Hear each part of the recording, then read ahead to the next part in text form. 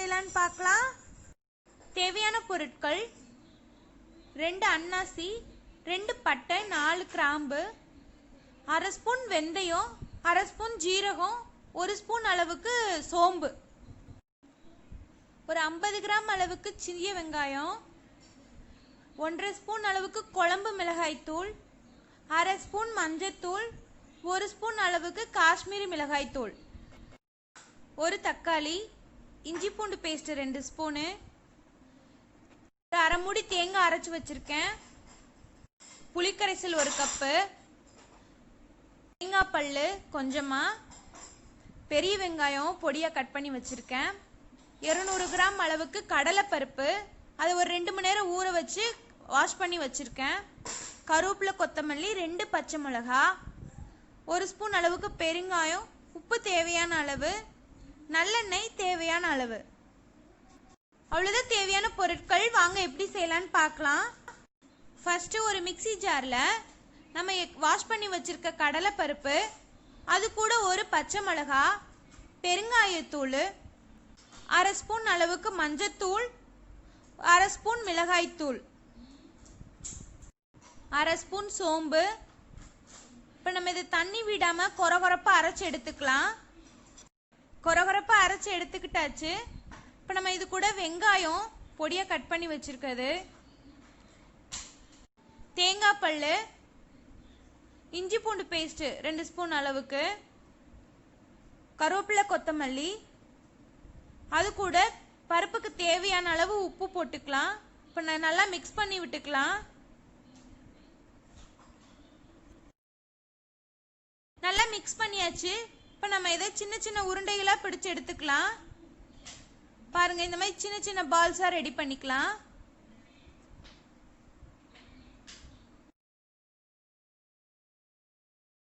உருண்டைகள் ready ஆயிடுச்சு. இந்த மாதிரி ரெடி பண்ணி வச்சுக்கலாம்.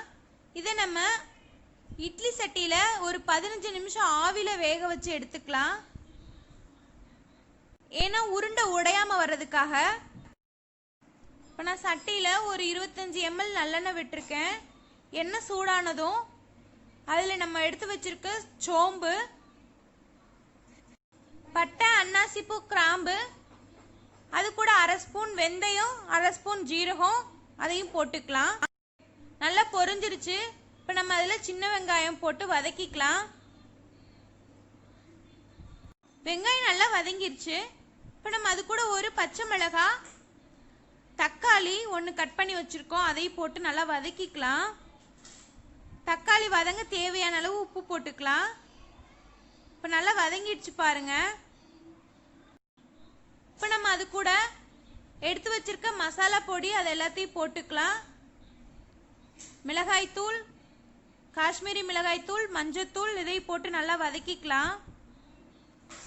இப்போ நம்ம அது கூட இஞ்சி பூண்டு பேஸ்ட் அதையும் போட்டு நல்லா வதக்கி எடுத்துக்கலாம். மசாலா நல்லா வதங்கிடுச்சு. இப்போ நம்ம அது கூட எடுத்து வச்சிருக்க புளிக்கரைசல் அதை ஊற்றிக்கலாம். நல்லா மிக்ஸ் பண்ணி விடுங்க.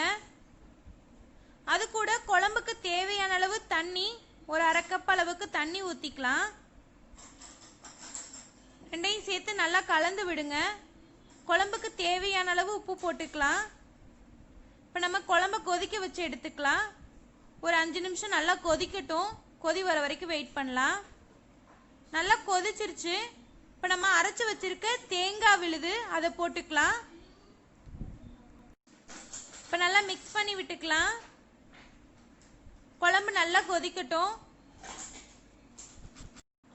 ஒரு 15 நிமிஷம் குழம்பு நல்லா கொதிக்கிற வரைக்கும் வெயிட் பண்ணலாம். குழம்பு நல்லா கொதிச்சு வந்துருச்சு. இப்போ நம்ம இதில் ஆவில வேக வச்சு எடுத்துருக்கோம்ல, அந்த உருண்டைகளை போட்டுக்கலாம்.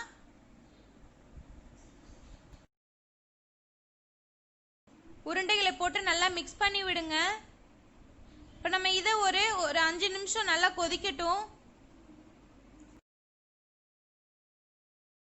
குழம்பு நல்லா எண்ணெய் பிரிஞ்சு வந்திருக்கு.